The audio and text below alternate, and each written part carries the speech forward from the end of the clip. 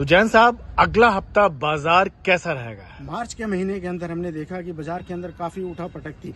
15 मार्च के आसपास भारतीय बाजारों के अंदर काफी गिरावट देखी गई।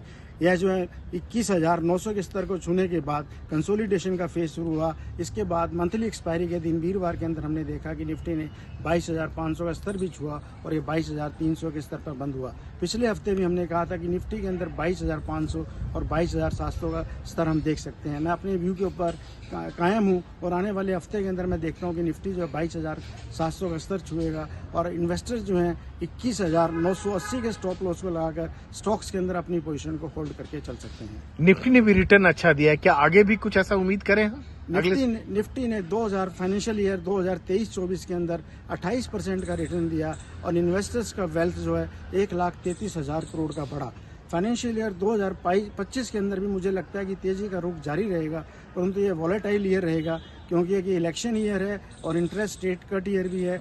ग्लोबल बाजारों से हमें पॉजिटिव संकेत मिल रहे हैं। अमेरिका के अंदर भी आने वाले समय के अंदर इंटरेस्ट रेट कट होंगे और आरबीआई भी अमेरिका के बाजारों से संकेत लेते हुए इंटरेस्ट रेट करने का भी देख सकता है और हमें लगता है कि आने वाले समय के अंदर 2025 के अंदर भी रिटर्न अच्छे रहेंगे। इन्वेस्टर्स को अच्छे मिड कैप और स्मॉल कैप और चुनिंदा शेयर के अंदर अपनी पोजीशन बना के रखनी चाहिए।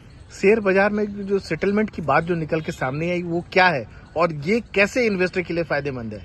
पहले क्या होता था कि हमने पुराने ज़माने में देखा है निफ्टी का सेटलमेंट 15-15 दिन का होता था। अगर आप आज शेयर बेचते हैं तो आपको पैसे 15 दिन के बाद मिलते थे। अगर आप कोई शेयर खरीदते हैं तो 15 दिन के बाद आपके अकाउंट के अंदर शेयर आते थे। धीरे धीरे करके सेबी और एक्सचेंजेस ने इस सेटलमेंट को कम करके अभी T+1 का सेटलमेंट चल रहा है। अब नया सेटलमेंट सेबी ने शुरू किया है कि T+0 के ऊपर शेयर के अंदर सेटलमेंट होगा। इसके अंदर क्या होता है कि अगर आप आज कोई शेयर बेचते हैं तो आपका पैसा उसी दिन आपके अकाउंट के अंदर आ जाएगा। अगर कोई आप शेयर खरीदते हैं तो उसी दिन आपके अकाउंट के अंदर शेयर्स का क्रेडिट हो जाएगा। इससे भारत शेयर बाजार के अंदर काफ़ी अच्छा कंसोलिडेशन और अच्छा एक तेजी का भाव रहेगा और कॉन्फिडेंस इन्वेस्टर्स का बहुत बढ़ेगा। तो क्या ये म्यूचुअल फंड में भी लागू होगा ऐसे ही? नहीं, म्यूचुअल फंड के अंदर तो सेटलमेंट कोई लागू नहीं होता। अगर म्यूचुअल फंड के अंदर कोई भी आप म्यूचुअल फंड के अंदर इन्वेस्टमेंट करते हैं तो एनएवी बेस्ड होता है। अगर आपने आज कोई इन्वेस्टमेंट खरीदने के लिए दिया है म्यूचुअल फंड के अंदर, जो अगले दिन की एनएवी होगी उसके ऊपर आपके एनएवी के ऊपर यूनिट्स जो है मिल जाएंगे और वो आपके अकाउंट के अंदर क्रेडिट हो जाएगा। और कोई बेचता है तो सेम कि उसी के जैसे कि खरीदने के अंदर है। अगर आपने कोई रिडीम्पशन का रिक्वेस्ट दिया है म्यूचुअल फंड के अंदर, अगर आज आप रिक्वेस्ट देते हैं तो आपको परसों तक आपके अकाउंट के अंदर पैसे आ जाएंगे। तो आपके अगले हफ्ते के पसंदीदा शेयर कौन कौन से हैं लेने लायक इन्वेस्टर के? अगले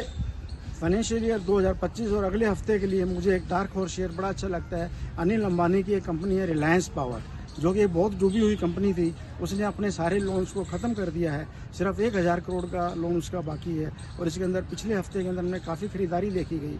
अगर ये लोन सारा चुकता कर देती है रिलायंस पावर की कंपनी तो ये डार्क हॉर्स शेयर काफ़ी अच्छे रिटर्न इन्वेस्टर को दे सकता है। और दूसरा मेरा शेयर एक रहेगा IIFL फाइनेंस का शेयर रहेगा। इसके अंदर RBI ने इसके ऊपर एक प्रतिबंध लगाया था कि ये गोल्ड लोन नहीं दे सकते। इस शेयर का अधिकतम मूल्य 700 रुपये तक 52 वीक हाई है और कम से कम 52 वीक लो 330 है। अब ये 52 वीक लो के आसपास चल रहा है 340-50 के अंदर। इन्वेस्टर इसके अंदर भी अपनी पोजीशन अच्छे रिटर्न को बना करके लेने के लिए बना करके चल सकते हैं। धन्यवाद। Thank you.